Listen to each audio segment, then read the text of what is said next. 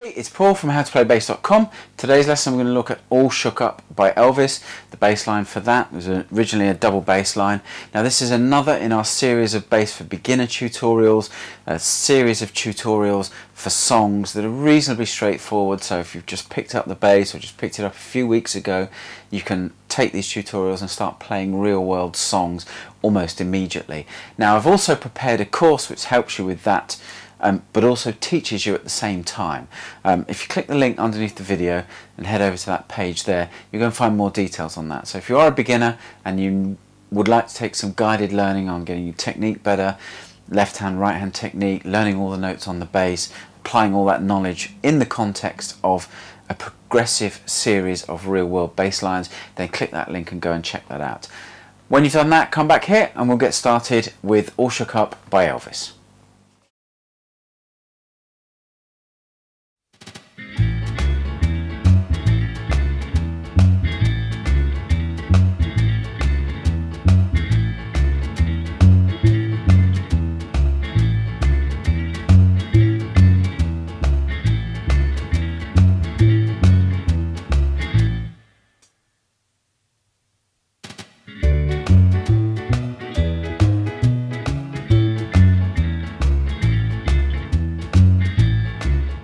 So you just heard the intro and verse 1 of All Shook Up.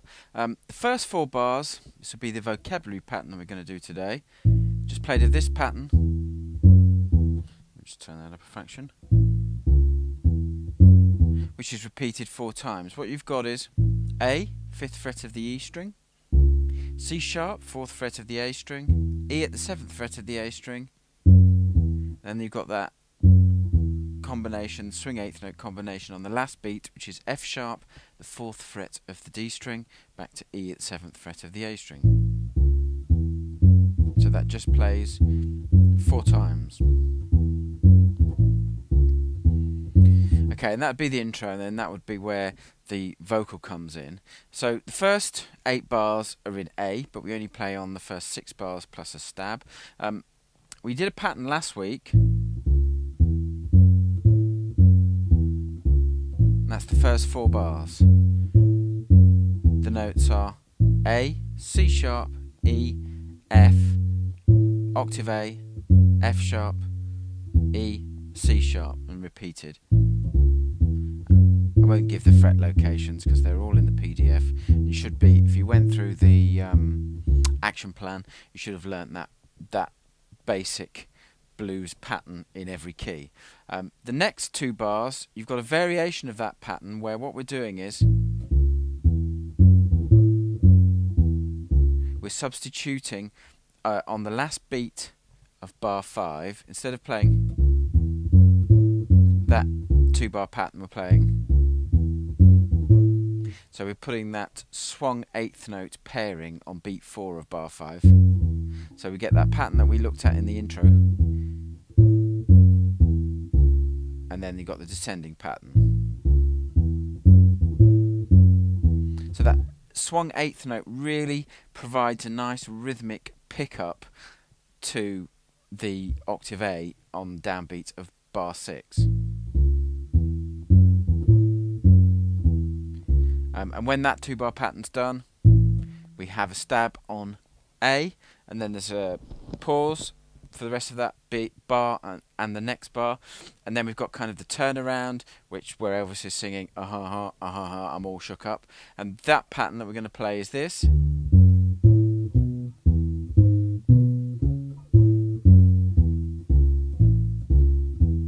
So what we're playing is on the D chord, and notice normally in a blues you'd have in the turnaround, you'd have the E chord first, then the D chord, then back to the A and back to E. In this format, we'll talk about this more later in the course, we're starting with a D, then an E, and then 2 bars of A. So what we've got, that's D, F sharp, A, B. D's the 5th fret of the A string, F sharp's the 4th fret of the D string, A, the octave, 7th fret of the D string, B, the 4th fret of the G string. Then move that pattern again. Remember we've talked about box shapes. move the same pattern up to E, gives you the notes E, G sharp, B, C sharp. E's the 7th fret of the A string, G sharp's the 6th fret of the D string, B is this time the 9th fret of the D string, then C sharp at the 6th fret of the G string. And then what you have, you're playing that C sharp with the first finger, move my other fingers out of the way, and what you do is then you kind of compress your hand so you can get this octave of A with the 4th finger of the fretting hand. Let me do that again really slowly. So here's the E bar, and there's the C sharp played on the 6th fret of the G string. And you compress your hand, so instead of having your hand with that kind of spacing, which you need when you're playing there, as you're playing that, you compress your hand so that you can start that descending run without really making a position shift. Sometimes you have to make position shifts, sometimes you can do things like this. And then the notes you've got for those the next 2 bars: A, the octave at the 7th fret of the D string, F sharp, the 4th fret of the D string, E, 7th fret of the A string, C sharp, 4th fret of the A string, and then we've got that pattern which is just A, C sharp, E, and F sharp. Again, it's that same box shape. It's the same pattern, just starting on a different note, this time on A, and that rounds out verse 1. Now verse 2 is very similar, but the patterns kind of shift around a bit.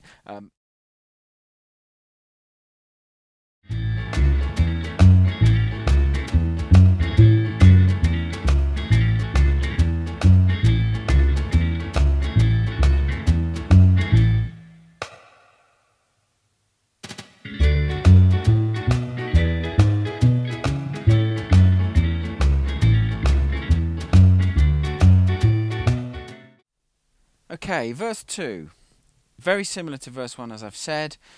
Starts out with this basic box shape pattern: A, C sharp, E, F sharp. You know where all the note locations are by now. The second bar is the variation of that with the swung 8th note on beat 4. So F sharp to E. The third bar, you've got that 4-note descending group, the octave of A, F sharp, E, C sharp. The 4th bar, again we've got that box shape pattern: A, C sharp, E, and F sharp. Then the 5th and 6th bars, in the 5th bar we've got this, which is A, C sharp, E, C sharp, and then we've got the box shape pattern again, and then the stab where Elvis will go, "I'm all shook up," and then we go on to the kind of the 4-bar turnaround. We've got the box pattern again on the D chord and the E chord, and that's exactly as the last 4 bars of verse 1. So you can cross-reference the lesson there if you need to. Cross-reference the the PDF, excuse me. If you've learnt verse 1, those 4 bars are identical. That leads us to an 8-bar bridge.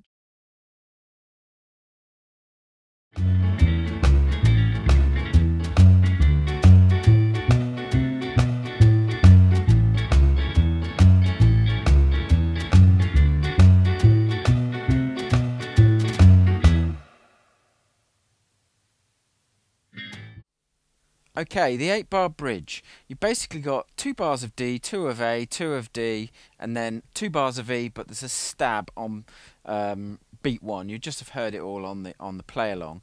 What we've got again is vocabulary we've already looked at. That pattern, which you should be familiar with from lesson 3. In D, it's D, F sharp, A, B, C natural, B, A, F sharp.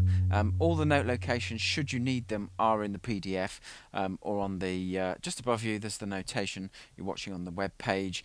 You can just cross-reference and double-check it. But if you learnt the vocabulary patterns from the action plan of lesson 3, you should know that pattern. and in lesson 4, as we start to put some patterns together, create our own bass lines, we're going to start coming up with some naming conventions, so you can give each pattern a name. This one will be root 3 5 6 flat 7 6 5 3. And if you don't understand those numbers, don't worry about it, it'll all be explained in lesson 4. Okay, that's the first 2 bars. The next 2 bars, back to A, just the box pattern again, the box shape pattern, this familiar pattern we've got. Again, from a numbering convention point of view, root 3rd 5th 6th. In note terms, A, C sharp, E and F. We've played this pattern a gazillion times already in the tune. Then there's 2 more bars of the same pattern in D. And then there's a stab on E at the 7th fret of the A string, and that leads us to the next verse. It's fairly straightforward, but it makes, what I like about it is this pattern, when you're using the flat 7 here, the second bar of D, you're playing C natural, which is the flat 7. Again, we'll talk about this more in lesson 4. Really nice sound against the chord, gives a bit of variety, and you're using what's called a question and answer format in your bass line. So one bar forms a question and the other bar forms an answer to it, which is another topic that we'll talk about at length through the course. Let's move on and look at verse 3, which again has got some more minor variations.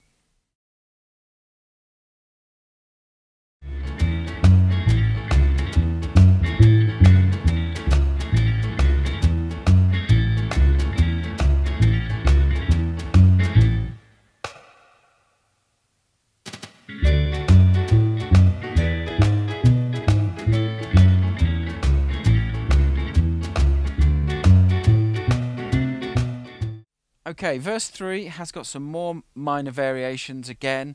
Again, as I've said, and I'd like to reiterate, you could learn just one verse, play this through. If you were playing with a gigging band, no one would bat an eyelid. But it's interesting seeing different patterns being used. So let's look at what we've got in verse 3. The first pattern is just that basic root 3rd 5th 6th pattern that we've used a million times. The second bar of verse 3 is the variation with the swung 8th note down to E. The third bar, we've got that descending run from the octave, so A, F sharp, E, C sharp. Fourth bar, we've got that pattern again. The fifth bar, we've got root 3rd 5th 3rd, which is A, C sharp, E, C sharp. The sixth bar, pattern again, you should be familiar with. And then the stab on the A on the 7th bar. Now, in the kind of the last 4 bars of the turnaround, or the chorus, however you want to call it, slight variation. This is what we're playing this time.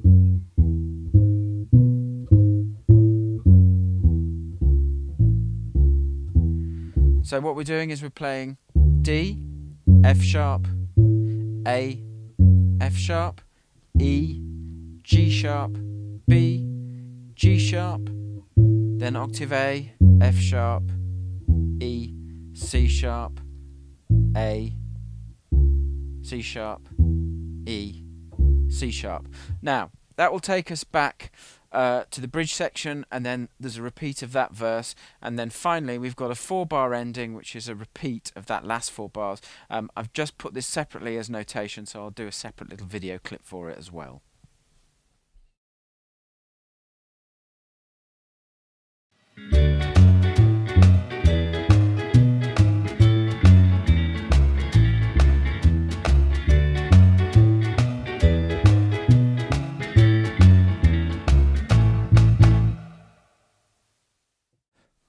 Okay, so when you repeat the bridge and the verse 3 again, so it becomes verse 4, what you do to get to the ending is, this is the last 4 bars of verse 4.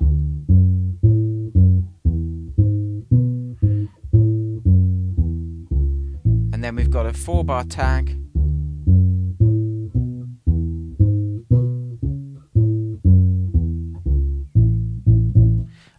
And if you just heard I just played that section with the backing track that I'm going to give you. Basically, the last 4 bars, we've got that pattern again in D and in E. That 4-note descent from the octave of A, F sharp, E, C sharp, and then just hit on A, 3 A's, 5th fret of the E string to finish the tune, and that will get you through the tune.